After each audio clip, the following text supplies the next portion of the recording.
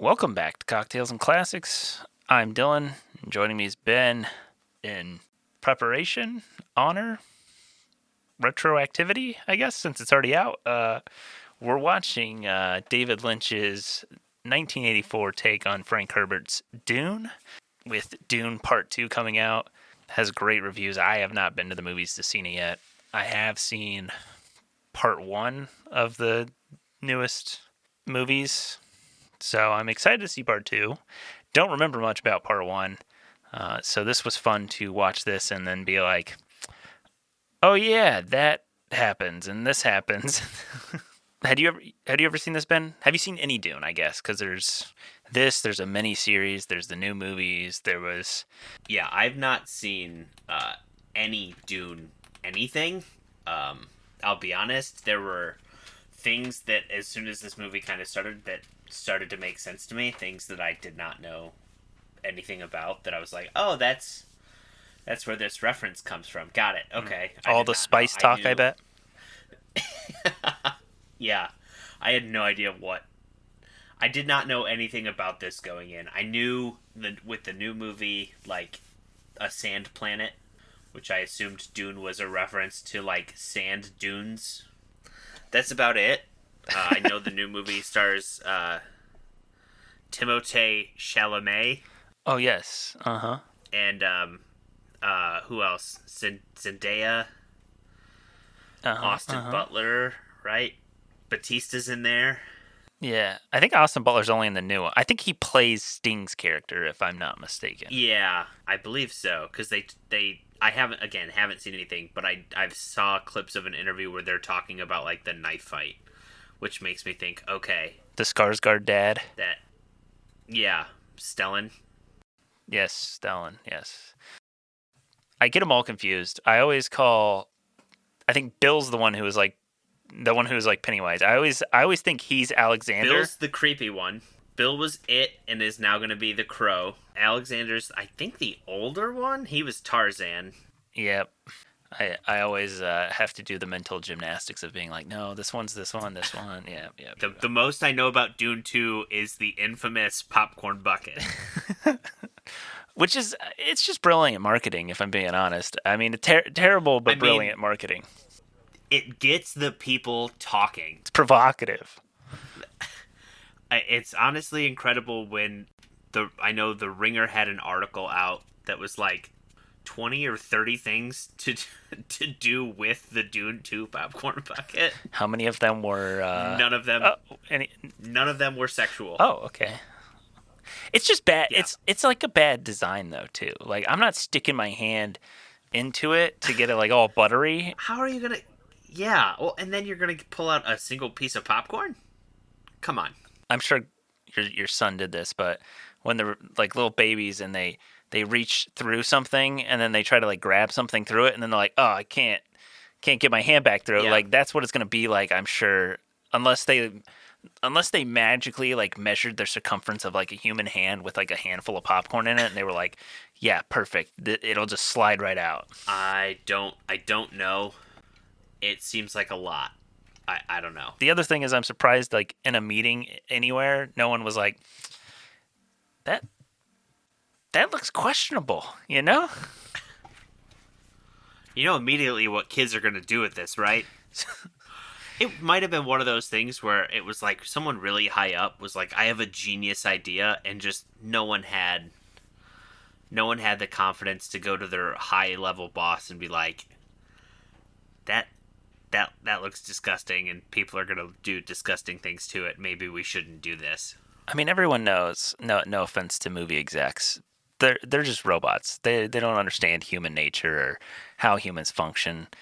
They're like, hey, let's get AI to write this new movie and it'll work fine, you know? So I'm sure the same person maybe, like, went into Chat GPT and they were like, I'm pitching a movie idea for, or I need a marketing plan for our new movie coming out, Dune Part 2. Give me a good marketing idea. And it was like, make a bucket that looks like a sandworm. Brilliant. It'll make a ton of money. I guess to kick things off and get everybody in the right mood to not fuck a popcorn bucket, We're going to go this week's cocktail.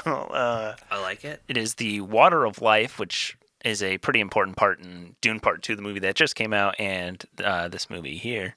The Water of Life is a Empress Gin cocktail, so you're going to get some nice color play with it. Empress is just like a normal gin, but it has, I think it's butterfly pea blossom in it. So it's going to have like a purplish color, but as you start to add citrus to it, it makes a reaction where it'll change colors and you can get it to like blue and pink. I know it's used a lot in some specialty cocktail bars. So for this cocktail, you need 2 ounces of Empress Gin, a half ounce of fresh lime juice, 3 ounces of ginger beer, 1 package of freeze-dried strawberries, 2 tablespoons of sugar, and then some lime wedges. So what you're going to do is you're going to use those freeze-dried strawberries with the sugar, and you're going to grind that all together to get you a nice rim material, because it's trying to mimic the spice melange. And then you're going to use that lime wedge to, wet the rim of the glass, dip it in that strawberry sugar mixture, and then pour your cocktail in there. It's kind of just like a mule, really, a gin mule. It's smaller. It's a much smaller cocktail than like if you went to get a Moscow Mule at a bar. It's like volume-wise, it's a lot smaller. But this one's mainly, I feel like, presentation. I'm not. Oh yeah, this is a cocktail you're gonna pay a shit ton of money for. You're gonna drink it and then go, I can't believe I paid all that money for this. Yeah, I mean it's good. If you're not going for like the presentation of like the Water of Life stuff, if you're just kicking it back at home, just go for the plain gin, whatever gin you got, Beefeater. Do your ginger beer and your lime. You don't need the Empress. I don't know how much more expensive that is. I haven't bought it, but like, if you're not trying to get fancy with it, you can make this at home with like $20 max, and you can get, 6 of them. 20? Well, you got to buy the ginger beer. You got to buy the citrus. You got to buy the gin. How much is a bottle of Beefeater? It's got to be like $15, right? How much can a banana cost people? What, $10? Go see a Star Wars. I feel like $20 might get you just the gin, and that's if you're buying like swill. I don't know. How much is Beefeater nowadays?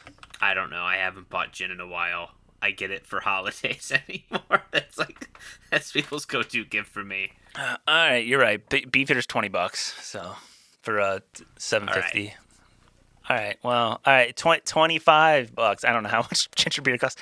This is showing how out of touch I am with today's inflation. In this economy, you can't buy Beefeater for $20. Back in my day, Beefeater cost you a nickel. Check the show notes below and check out the recipe so you'll know how to make yourself a Water of Life cocktail. If you make one, send us a picture. We want to see your colorful drinks with your spice rims. And check out Dune on HBO Max as recording. They have this, and they have part 1 of the new series. So maybe check out both if you want, because we're going to spoil it. Dune is a 1984 sci-fi action-adventure film directed by David Lynch, based on the book by Frank Herbert of the same name. It's the story of a duke's son leads desert warriors against the galactic emperor and his father's evil nemesis to free their desert world from the emperor's rule. Currently sits at a 6.3 out of 10 on IMDb. It was nominated for 1 Oscar. Best Sound. It stars Kyle MacLachlan. Virginia Madsen is, for some reason, way up there. Francisca Annis. Sting. Brad Dourif, who would later go on to be the voice of Chucky. Interesting. He was also in, it's our second time with Brad Dourif, as he was in One Flew Over the Cuckoo's Nest. He was he's the guy that, what is he? Is he caught, like, trying to have sex with a girl or something, and then, like, does he commit suicide? He's Billy. He's Billy Bibbit. That's the name, Billy. Oh, okay. He also, I believe, was almost the Joker in the Tim Burton Batman movie. Linda Hunt, who I only recognize from the one NCIS spinoff. Oh my god. But she looks like Edna Mode. She's like Yes. the real life version of Edna Mode. I know. Well, there's Patrick Stewart, obviously, who plays Gurney. Yes. There's quite a few faces from like the David Lynch universe who went on to work with him more. Jack Nance, who was in Eraserhead and then Twin Peaks, and Everett McGill, who was also in Twin Peaks later. David Lynch makes his own cameo in there. I recognized the name Jose Ferrer, and I kept trying to figure out why I recognized his name, and it's because his son Miguel Ferrer is in a ton of stuff. I think he was in ER. He was also in Twin Peaks, but he does a lot of voiceover work for different like DC shows. And I was gonna say Sean Young, who plays Chani. She's Rachel in Blade Runner. So Sean Young, this is such an interesting man. I'm gonna pull so many Batman fun facts. Oh my gosh. She was originally cast as Vicky Vale in Tim Burton's Batman. Right as production was starting, she fell off of a horse and broke her arm. So then she was recast Kim Basinger then was recast into the role.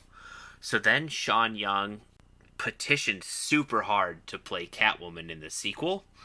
As far as going on, I think it was Joan Rivers dressed in like a Catwoman costume, like all but pleading Tim Burton to cast her in the role. She was not cast. The original actress who was cast in Batman Returns got pregnant, and then she still wasn't offered the role. It went to Michelle Pfeiffer instead. But apparently Sean Young really wanted to work in the Batman franchise with Tim Burton. Well, I feel like that's the bad part about, like acting and the such, is that it's a very like, oh, you can't work in it right now? Sorry, you lost your chances. Even though we really loved you as Vicky Vale. So this goes completely off of the realm of movies or even Dune, but we've had that. My wife and I had that conversation a couple months ago, where the thing that drives me the most nuts about that is like people who are like TV show regulars. Oh, we were talking about that. Oh, did we talk about that too? Where instead of just like writing them off for a little bit, they just completely kill off major characters, just like a giant. We talked about the what was it? Bones. There was some. Yes. Okay. Yeah. Okay. Yeah. Yeah. We talked about that one episode with Cam. Yeah, where it's just like, hey, I'd like to leave and go do this other thing, and they're like, okay, cool. We're just gonna kill your character off. I'd be gone for like 2 weeks. Doesn't matter. You're gone. You're dead to me. All right. Thanks, Hollywood. We can't hold up production for a week. Yeah. Can't you guys just write me on to vacation or something? Nope.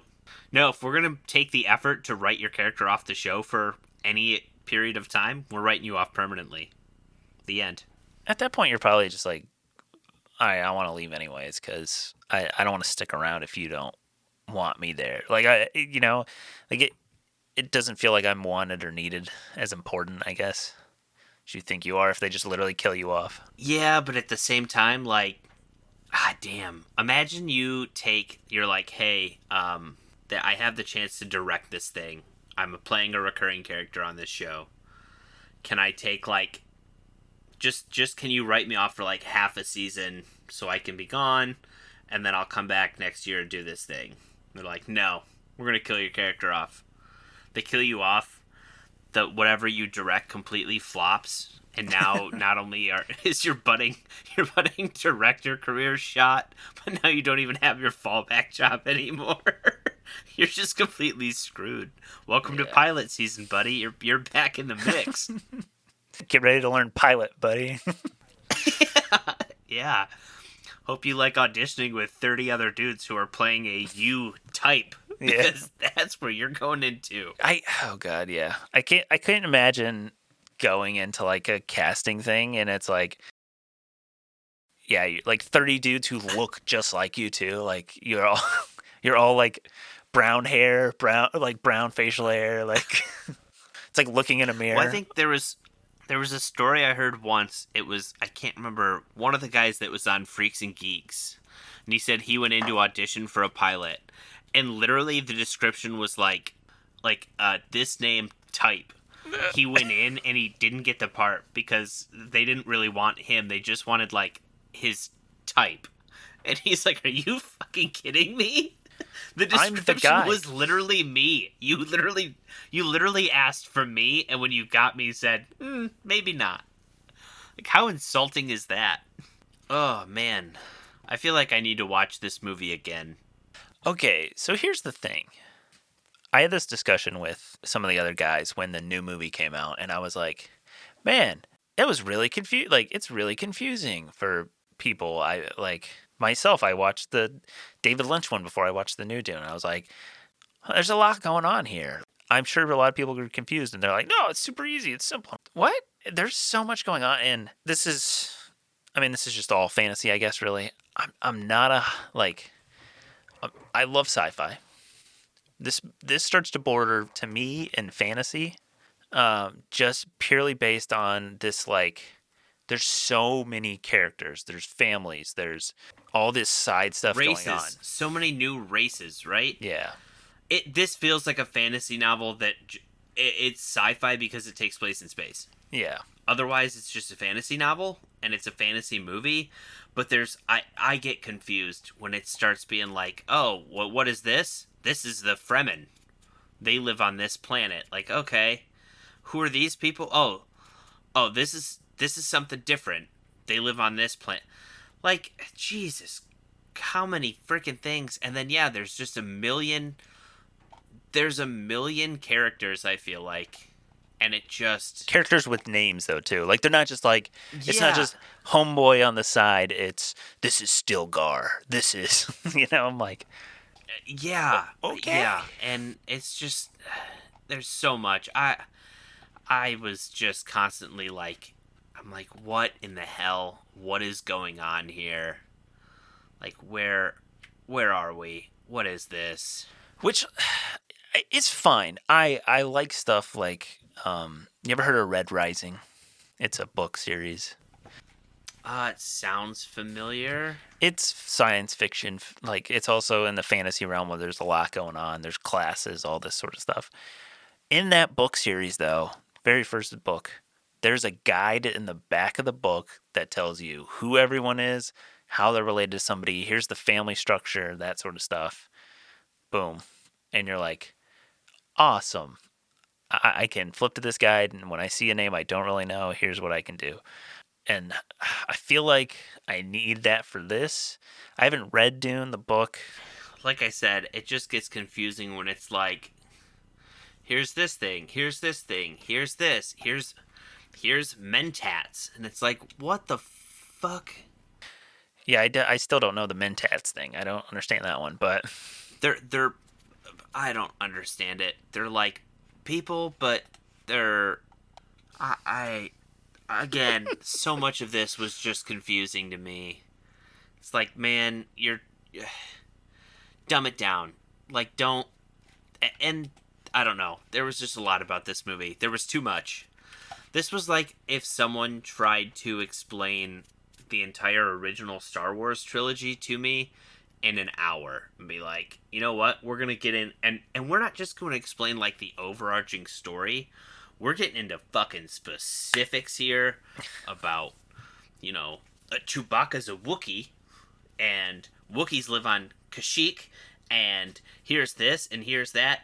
Okay, now that we've spent 40 minutes talking about Wookiees, here's the thing. Chewbacca's really the only one you're gonna need to know throughout the entire trilogy.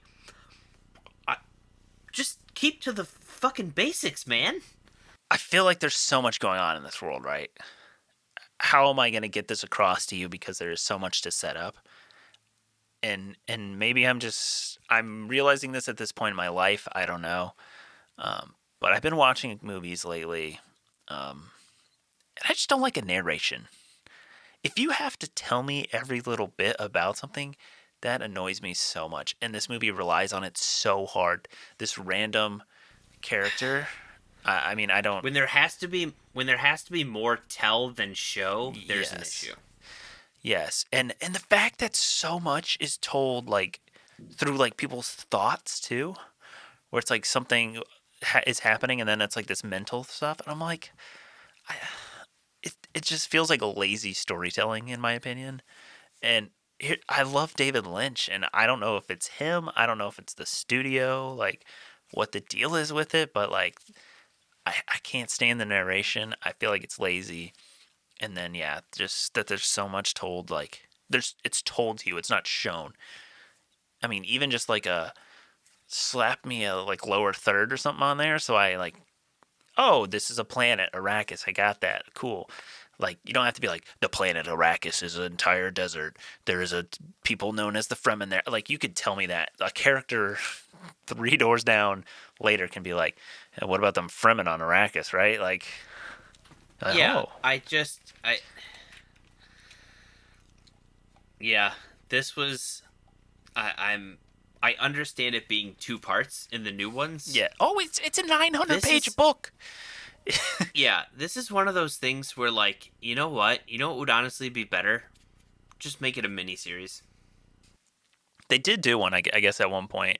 Like 2000, they did a 3-part miniseries. Yeah. But yeah, I mean, it's the same. Yeah, apparently they might do a third one and do the next book. But yeah, so I'd be. I mean, I haven't seen the second part. I'm sure it's great and amazing. I love Denis Villeneuve, and the cast is amazing. It's got great reviews, so I'm sure it's kick ass. Yeah, I've heard really good things. I have not, even the first one, like, finding the time. It seems like one of those stories where it's really hard to do. Which, like, Oh yeah, I mean, and again, I don't even blame necessarily the I don't blame David Lynch for the 1980s version being as confusing as it is. I think it's just too much too to condensed. do in 2 hours. Yeah, I mean, look, let's be honest, I do a podcast about movies. I'm not a reader per se. The book that long. Like, it should just be several books. Don't make it a giant freaking, like, a 1,000-page book does not need to be a thing. Let it be let it be a trilogy. But no, we're gonna make a trilogy as in there's a dozen more that are also in 900 pages. Like, oh god, too much. It's too much. Yeah, it just gets to be. It's. I feel like listening to someone try to explain this movie, I would just think I'm listening to the ramblings of a madman. There's some high points for me. I wrote down some of them. The first time we kind of see Harkonnen in his room, like flying, the Baron, where he's got the like blood coming out of him and like pumping back in or whatever. Then he like pulls the heart plug of that kid and like flies under. I don't even know what's on the ceiling, dripping on his face. Like that whole thing, I feel like did a great job of establishing him as this like crazy villain. The music is kind of wild. It's all over the place. Like I really enjoyed that scene in particular. Going off of the music, I did not like the score. It's very repetitive. That feels like they were like, "Hey, who's a big name right about now? Oh, Toto? They got that song Africa. Let's get them to do the score." What's crazy is you would think, hey, you know who we should try to get to do the score? How about the Police? You know, we have the lead singer of their band in our fucking movie. I don't think the guitar thing works well at all in my opinion. Like the rock score, I don't think the Police would have been too much better. But they literally have Brian Eno do the like theme, the like prophecy theme. Just get Brian Eno to do the rest of it too. Like he's in the building. He's got a song. Hey, you want to write like 10 more? They don't have to have words or anything. It's just you on the, synthesizer and shit. Like, come on. Yeah, I will say them, like, I feel like a lot of the times we sit and I feel like a majority of times we talk about movies and we bring up the score. It's like, oh, so good, so great. And in this one, I was just kind of like, this is rough. Like, It's like that same. would be fine.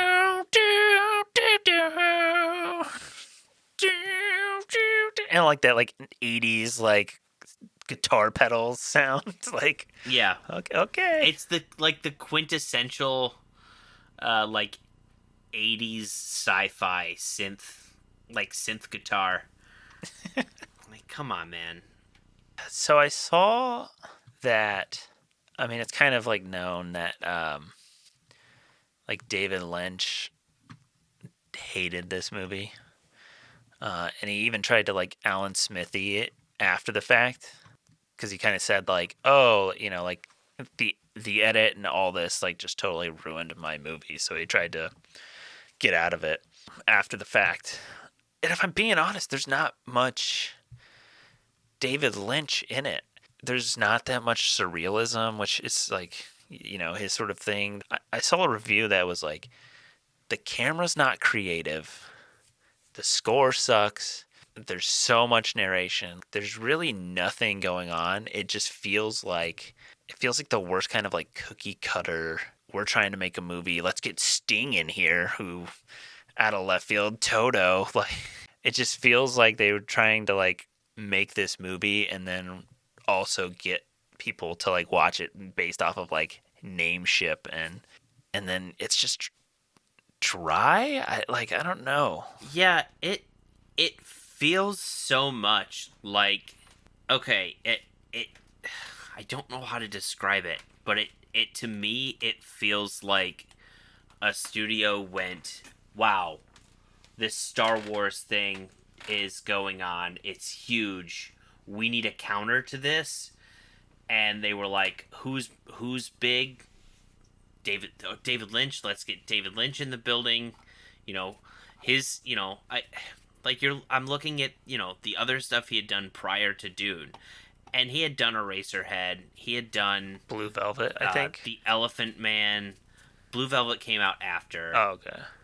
But, he'd done some stuff that was different. It's different. It's kind of visionary, and it's like, oh, because maybe they're thinking we find the next George Lucas. Let's bring this person in, and then let's give him a sci-fi thing that could rival it, like Dune. Like, okay, but make this sci-fi thing, and David Lynch was just like, all right, I guess.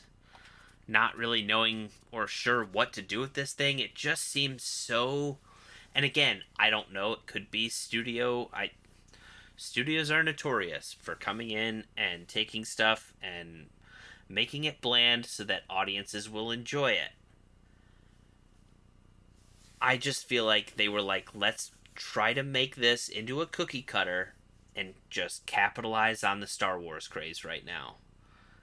And what came out was this really confusing mess of stuff that it just doesn't hold up to what it was trying to compete with. Well, so here you go. After the Elephant Man's success, George Lucas, a fan of Eraserhead, offered Lynch to direct the third film in the Star Wars trilogy, Return of the Jedi. Lynch declined, saying that he had next door to zero interest, and arguing that Lucas should direct the film himself, as it shows a reflection of his own vision and not Lynch's. It says, then the opportunity to direct Dune came up, and signing on, he agreed to do 2 other works for the company. He set about writing a script based upon the novel initially with both Chris DeVore and Eric Berggren, and then alone when De Laurentiis was unhappy with their ideas. Lynch also helped build some of the sets, attempting to create a certain look.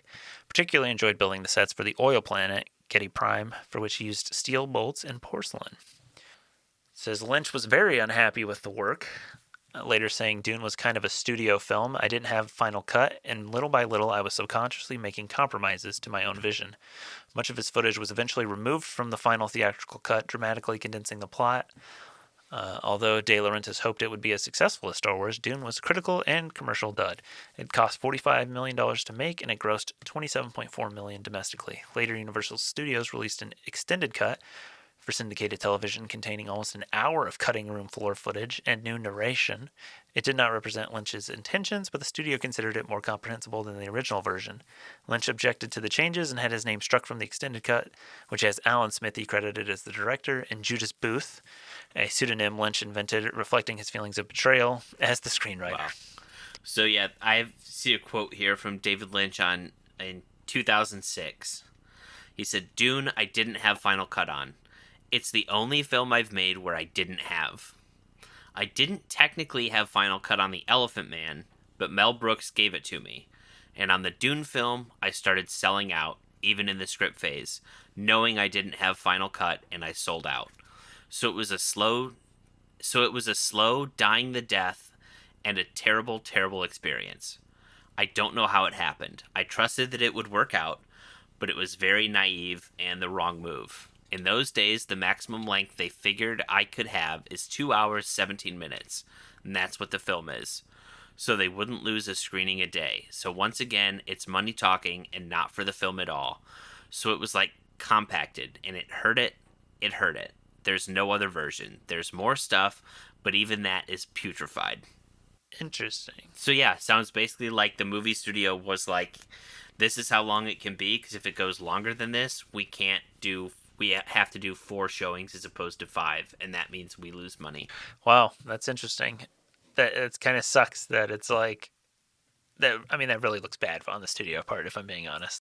I also love the very first worm encounter that we get, where they go out to like monitor the spice production or whatever, mining, I guess it's what it's called. We get the David Lynch cameo, and it's like, oh, the ship's not coming to pick us up, so we're sitting ducks out here, and then they help get them out. But like the scene and the special effects of the worm coming up and grabbing the mining rig and like eating it and exploding, like that's really good. Like it holds up to today. I think. I mean, obviously it's old, but yeah, I'm always amazed with good practical effects. Like, I'm always down for good practical effects, even if they don't age great. Like, I think older movies with good practical effects to this day look much better than the movies that try to do digital. Because you can see in this movie where they do, like, the green screening in that it did not age well. God, it is rough. And versus, there's good pieces where you're like, I mean, some stuff like, holy crap, like you watch it today, digital of like, early Matrix, for instance. Like Matrix has so much digital effects, looks great. But like, I'll give credit. Here's a movie that I am honestly, from growing up and remembering it again, not to be the comic book nerd I am, but there's a part in Batman Forever where he jumps off a building and glides down, and it's all CG. It looks pretty solid for the rest. Like with the rest of the movie, it doesn't stand out as being like this CG terror. And like that was 95 that movie came out. Like that pretty solid. But like some of the stuff you get in the 80s and that just is not. I just don't think the tech was there really. And like that's it doesn't look bad a lot of the time, but I mean the whole end of the movie where like they're riding the worm and that looks rough. The part where they're like at night and they have to like they're kind of blued. Hue is very blue on their like skin with the lighting and stuff. Like that doesn't look good at all. The shields are so bad. I don't like. I mean, granted, I don't know if they could have done much else with this stuff at the time. I don't know if they had the tech at the time, but I'm just imagining like a little shimmer, just like show a shimmer across them, and it's like, oh, we know they have a shield on. And like you can do like a little hit effect or something. Like you don't not need the weird the whole block. Weird oblique blocks. It just looks so bad. Yeah. Yeah. That was one of the things where I was for sure just like, this is this is brutal, man. Yeah, that was bad.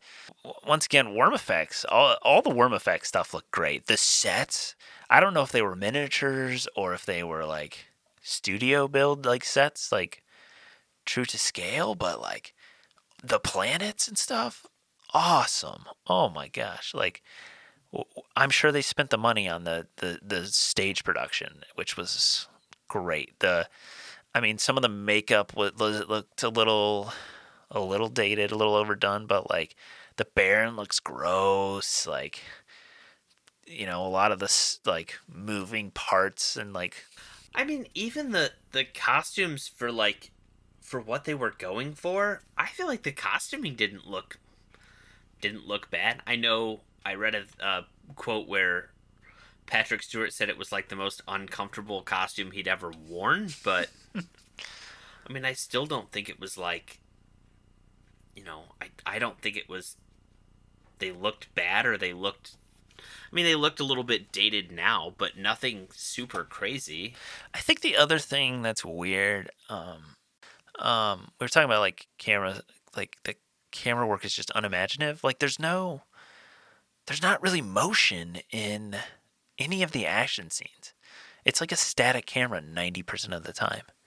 Like in today's world, if you were in the middle of like action, like in a war like that is, like you're gonna be handheld, you're gonna be dirty, you're gonna be in the shit, like it just kind of sits there, and maybe that's the limitations of what the like CGI can do. Like maybe we can't move it when we're doing all this stuff, but like I don't know, like it just feels like I'm like sitting here and stuff is happening off in the distance. It's like cool, that's not really interesting to like watch as a viewer. I mean, I will say, seemed like everything, yeah. I looked at the shots and we're just like, this is uninventive. also, here's another complaint I have. Maybe not a complaint. I don't know. The love scene with Chani and Paul just feels out of left field.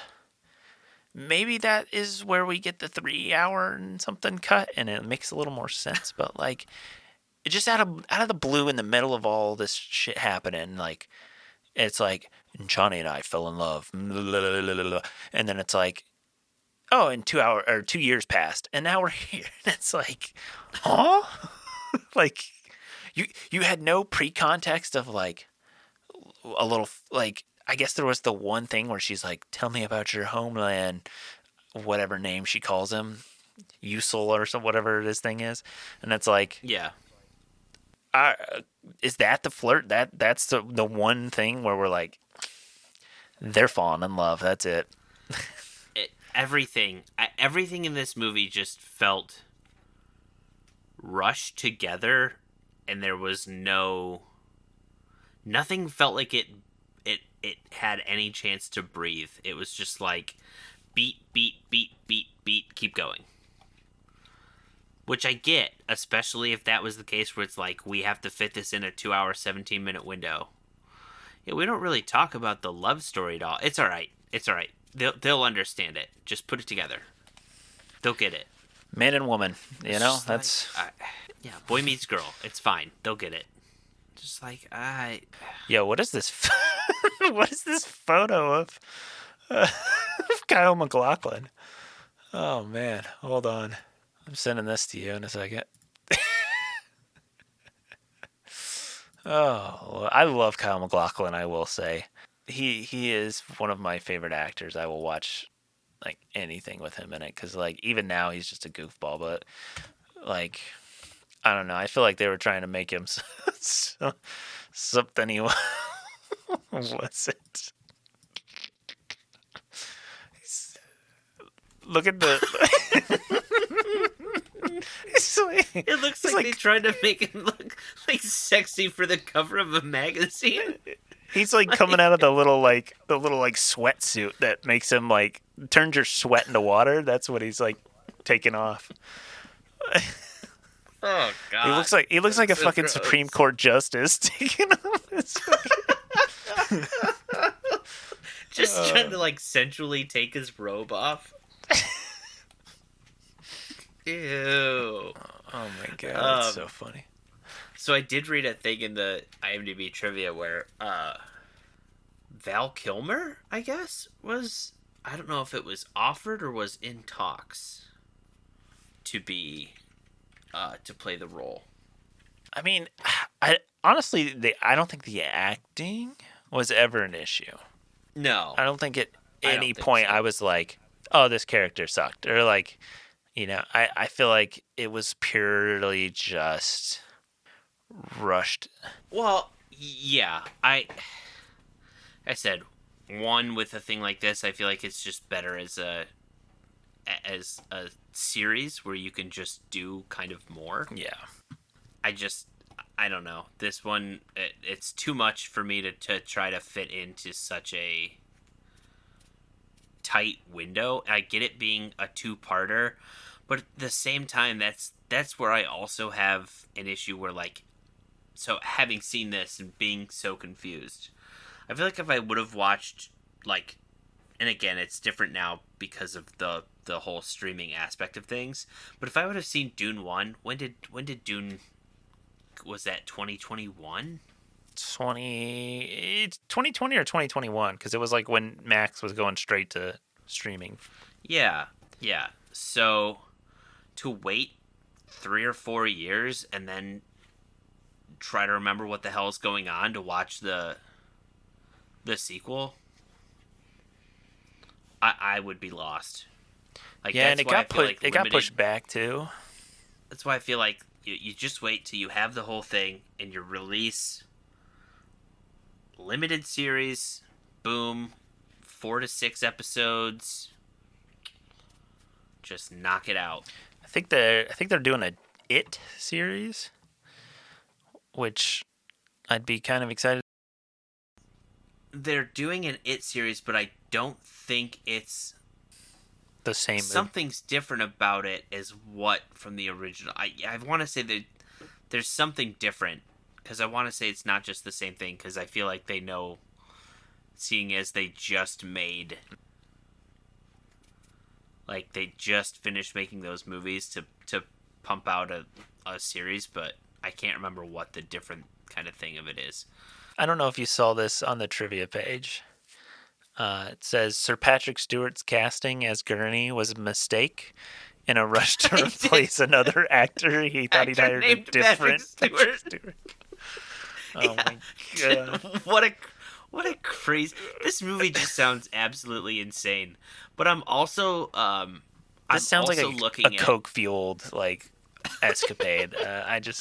I'm just looking at the people who. So Val Kilmer turned down the role. Rob Lowe turned down the role. Dexter Fletcher, who was in The Elephant Man. He also went on to direct. He directed Rocket Man, the Elton John biopic. Biopic. Biopic. I don't know how I say biopic, but whatever. I think you can say it either way. It's one of those things, right? I think it just depends maybe where you're at in the country. He auditioned, and so did, which is kind of weird. This next one I'm going to read about someone who auditioned for this movie. Christopher Reeve as Paul for the role of Paul.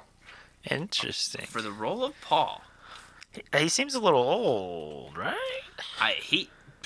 But Superman 3 came out the year before. How old was he at that time? So he was born in 1952, so he would have been around 30 at the time they were making the movie. I guess I forget how young he would have been when Superman came out. He was only 26 when Superman came out. He was born in 52 and Superman came out in 78. Dang.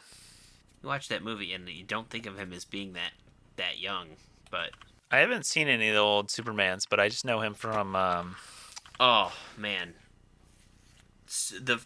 We should do the original Superman at some point, because I just know him from what's the John Carpenter movie that he's in? Village of the Damned? Yeah. Oh, okay. Yeah. Mick Jagger was approached for the role that Sting took. That kind of makes sense. I could When see. the movie was before the movie ended up in the hands of David Lynch, apparently Pink Floyd was tapped to provide the soundtrack. That might work, though. That might work better than Toto. I agree. I agree. I know we talked about cast, and I had mentioned that Jose Ferrer's son, Miguel Ferrer, had done a lot of things. The one thing I didn't put together was Freddie Jones, who is his son. Toby Jones is in a lot of different things. He was in the Marvel movies as Arnim Zola. He's just been in a ton of stuff. He blew up so much. He was in, what is it, Tinker Tailor Soldier Spy. Okay.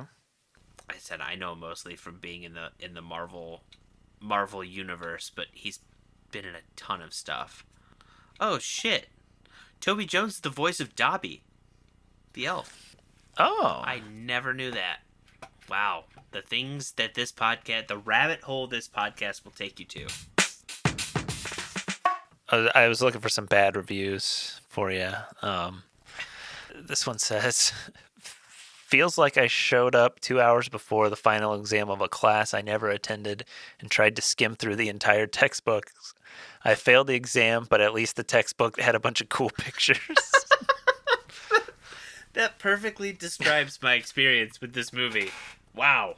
Yeah, man, this was an experience. Did you ever watch the South Park episode with the spice? I don't think so. It was one of the newer seasons. Okay.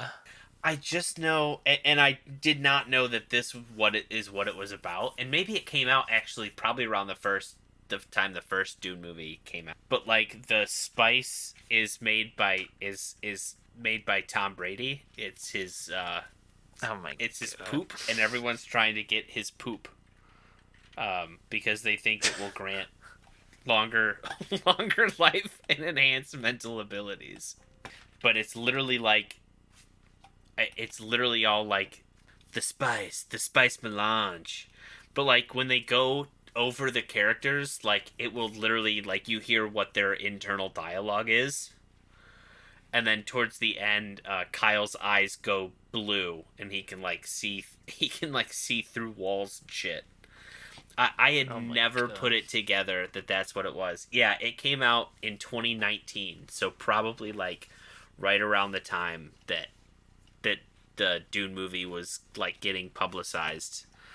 Yeah, I just never put it together until they kept talking about the spice melange, and I went, wait a minute, I've heard that before. And then I was like, oh my god, Jesus Christ, it is all very much based on like Dune. This one says, who up playing with they worm? It says, nice set production costume design. Be a shame if we put a bunch of boring ass royal family costume drama into it. This is what people who hate sci-fi think it's all like: drab, hermetic recitations of stupid sounding made up words and concepts disconnected from anyone's real life, but taking itself so seriously it's impossible to give a shit. Obviously, I don't want genre movies to be quippy, self-reflective Marvel crap, but there has to be a middle ground, right?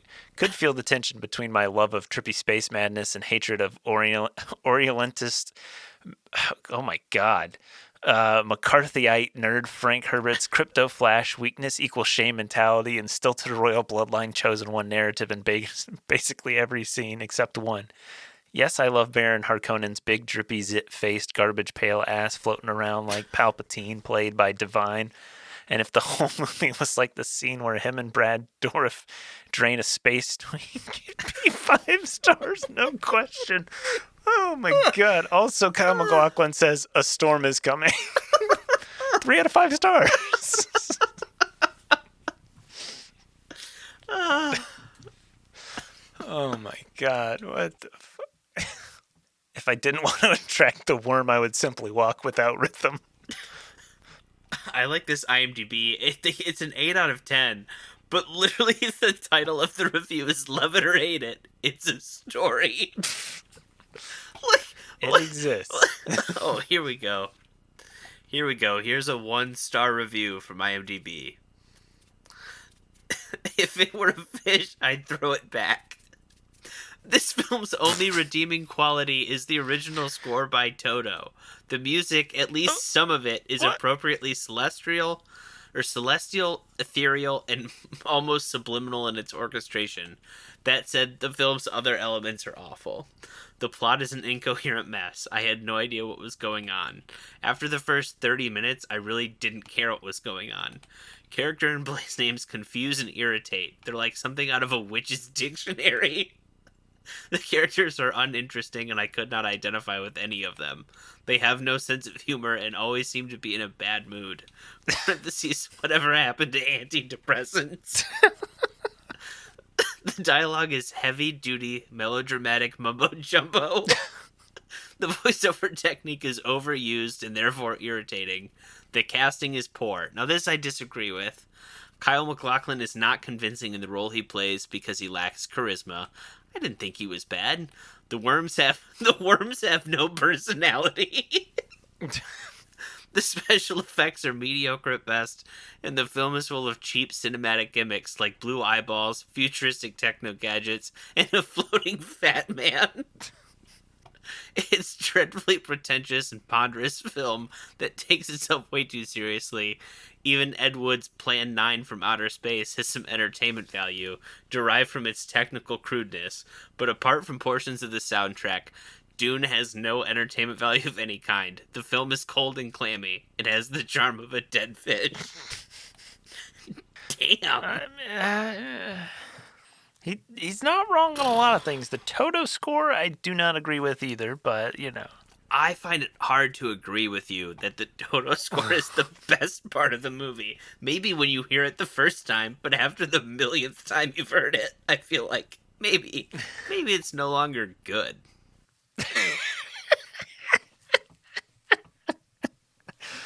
The first hour and a half of this was ass, I'm not gonna lie. Fire emoji, fire emoji, fire emoji. Cutting to Paul and his bitch immediately making out after literally only introducing themselves to each other was one of the funniest choices I've ever seen. This is stupid as fuck of me to say, but I'm kind of mad I spoiled the new Dune for myself with this one, lol. But Elvis says Sting is gonna go crazy. Jesus. The big plot point is that the privileged young man turns out to be even more privileged than he imagined. That's something we can all relate to. We all thought I was a messiah once. God. Are we supposed to like Paul because he smiles a lot?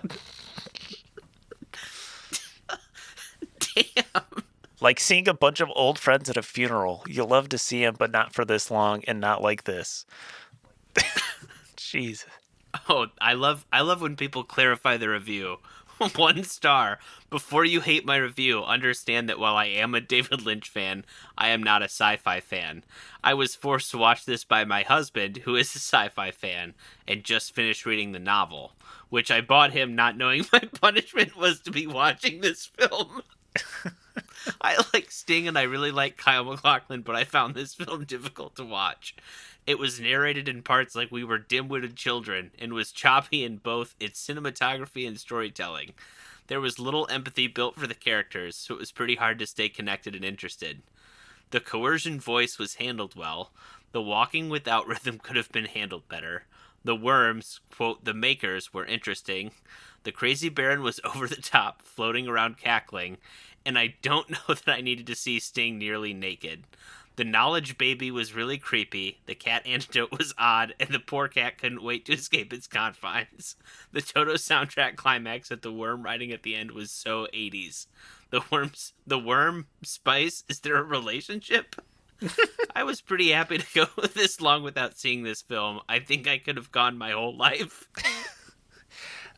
The scene with the cat was really bad because the like nowadays that probably would have been CGI, and that cat wanted to get out of that shit so bad.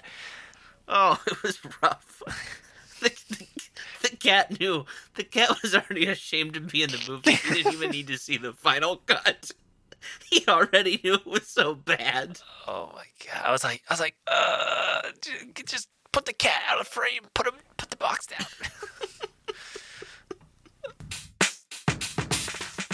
So I'm the one who had seen this film. Ben hadn't. So Oh, you hold on, wait a minute. I'm sorry, I didn't realize you had seen this before. yes, I had. What did we talk about? What was your original thought on this? Like, not necessarily rating, but like, did your perception change? Like, did you see this as a kid? Did you see it more recently? No, I saw it a couple years ago. I watched it before I went and saw part 1 of Dune, and just as like a Oh my god! as like a David Lynch fan, I went in. I was like, oh, I love Lynch. Mulholland Drive is one of my favorite movies. Like, let me go see what this movie is. And I'd heard like, oh, it's like good. It's sci-fi. It's not great. Like, oh, kind of like Yeah. I feel like people either love it or hate it. It's kind of like cult classic-y almost. Much what I thought this time. Like, I All right. maybe it's what we kind of discussed this, but like maybe it's David Lynch just didn't know what he was doing at this point.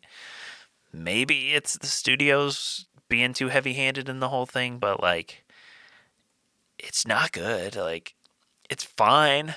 This is my second time watching it, and I was like, oh, this exists. I kind of want to go watch the new ones and be like, wow, this is how you can tell this story. Like, it doesn't need. I mean, yeah. I mean, the new one just has so much more going for it. I feel like, and especially I feel like in like modern sense, like you have Hans Zimmer, you have Greg Fraser who did the Batman, did Dune, all of the biggest stars right now in the movie. Like, love Denis Villeneuve. Like, I don't think he's put out a movie that I've hated. The dude only makes bangers. It's got too much going for it. Like, I can lead this into my review. Like, well, no, let's get a fresh Ben rating. Let's go ahead. Look, I know there are objectively bad movies that I like. There are movies that people would be like, "Come on, man, you can't shit on this, but talk about X, Y, or Z movie that you think is okay, or at least more fun." I was so fucking lost. I think the one description you read where it was like, it's like I walked in 5 minutes before a final and tried to read the entire textbook. It's too much. There's too much. There's too much terminology, names. Like, I get it, especially when you're creating a world for literary work. You have to do that, right? You have to give the characters, and you have to give names, and you have to do these things. In movies, it's too much, especially when you're trying to fit it. You're trying to fit 10 gallons in a 5-gallon bucket, and I was lost. Some of the practical effects I thought were cool. I thought they looked good. Some of them, not as much, I guess, the practical, but the digital is especially aged terribly. I just could not get into it. This, in all honesty, outside of like April Fool's movies, might be up there with like some of the least favorite that we've reviewed. I did not enjoy this movie at all. I would give it like, I'd give it a 3. It would be a 2, but I do think that the actors at least like are good. But there's sometimes, like I said, where we've done reviews where even like the score can help to save the movie, or different things that are really good. But this just, I didn't get anything out of, like we said, the cinematography wasn't that exciting. The score wasn't that great. The acting was, and not all of it was great, but for the most part, I mean, I don't think there was anyone that I was ever just like, wow, this is absolutely atrocious. But it was brutal. So brutal. I'm not going to lie. I haven't even seen the new movies, but if it's something that you think you're interested in, skip this one, go to the new ones. And I'm not always that guy that's like, newer is better, everything new is better, but man, I don't think in this case newer can be worse. I'm gonna echo a lot of what you said. Um, I think that this movie is not great. Going in, I probably had it like a 6 out of 10. I remember enjoying it, but I feel like a big thing with the podcast is I'm watching it to be more analytic, and I'm really trying to I guess not analytic, but I'm trying to analyze the movie. I'm trying to look at things, talking points, all that. So this time, being a little bit more eagle eye on it, I guess. It's worse the second time. I don't want to have a third time. And then again, I don't know. Like if I saw this in the 80s, would I be like, this is crazy? Because if you watch some of the early, if you watch the first Star Wars movie, the effects aren't great. Like it's aged a bit, in my opinion. The last time I watched A New Hope, and just I don't know. We were trying to cut above our weight. I feel like at that point, technology hadn't advanced far enough for us to do Dune. I think now we're there. We can shit. There's movies where whole characters are remade. Dead people are brought back to life, you know? We're at the point where we can make some fucking sandworms.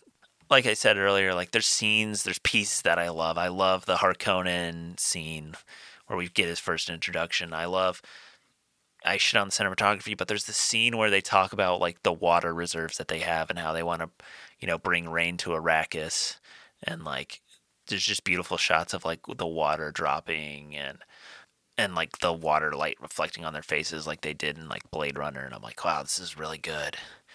The score sucks. I hate the guitar Toto. It's just it's not good. Actors do a good job with what they have at hand. I think they, when you're given a bad script or just a bad hand that you're dealt, you can only do so much to elevate it. And a lot of it feels just they're trying to cash grab and get people in the doors with the Sting and the Toto. We're trying to get some star power, some name. I don't know. Going out, I'm gonna give it a 4 out of 10. I don't think any regular person, just watch the new ones. Like Ben said, newer's not always better, but it's hard to argue when I look at those reviews. And the new Dune has a 8.0 on IMDb. Part 2 has an 8.8 out of 10 on IMDb. The one we just watched has a 6.9 or something, 6.3 out of 10 on IMDb. It's hard to argue with the general masses that are watching a movie and be like, I think they're wrong. The 2.5 point difference is really, they just like it because it's new. I don't think it's that case. So if you want to watch the new Dune, or well, I guess if you want to watch part 1 of the new Dune and you want to watch this Dune, head over to Max as of recording, check it out, and check out our other episodes wherever you listen to podcasts. Let us know what you think on Dune 1984 over on Instagram. Send us pictures of your water of life. We want to see what those are like, and check the show notes for that recipe. Share us with your friends and family. Leave a rating wherever you listen. It really helps us out, or a review. And as always, watch responsibly.